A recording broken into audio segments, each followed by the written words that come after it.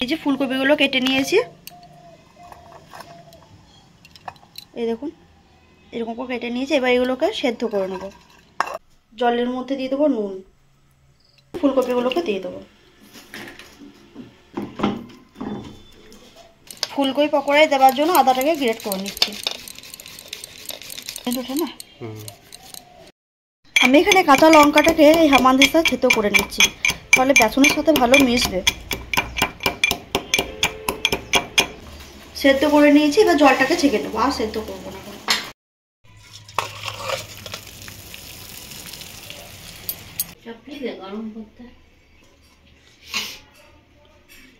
ফুলকপিগুলোর মধ্যে দেবো বেসন।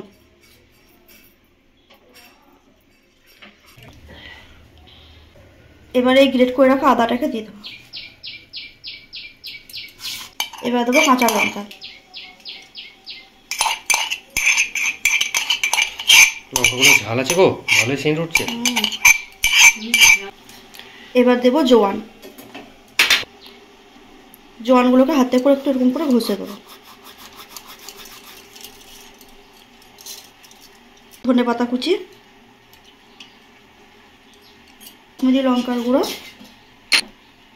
সামান্য জিরের গুঁড়ো, আর দেবো অল্প হলুদ গুঁড়ো। শুকনোভাবে মাখিয়ে নেবো।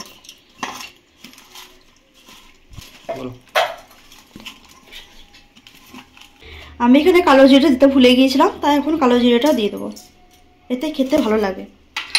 আর আমি এখানে মাপগুলো বলছি না, কারণ আপনাদের যেরকম ইচ্ছা সেরকমভাবে আপনারা দেবেন জিনিসগুলো। ফুলকপিতে সেদ্ধর সময় নুন দিয়েছিলাম।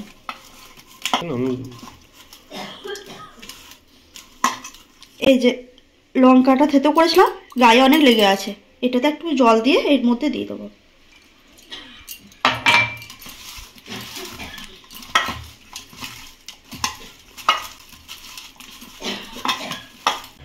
দিয়ে দেবো সাদা তেল, ভেজে দেবো।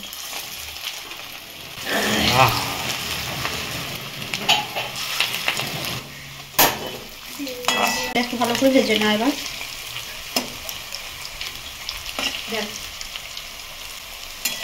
মা পকোড়া বানাচ্ছি আমি। একদিকে পকোড়া, একদিকে চা হচ্ছে। এই চা হচ্ছে, একদিকে পকোড়া।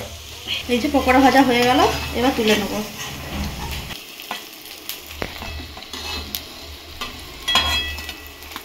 এক কাপ চা আর এই গরম গরম ফুলকপির পকোড়া। এই যে ফুলকপিগুলো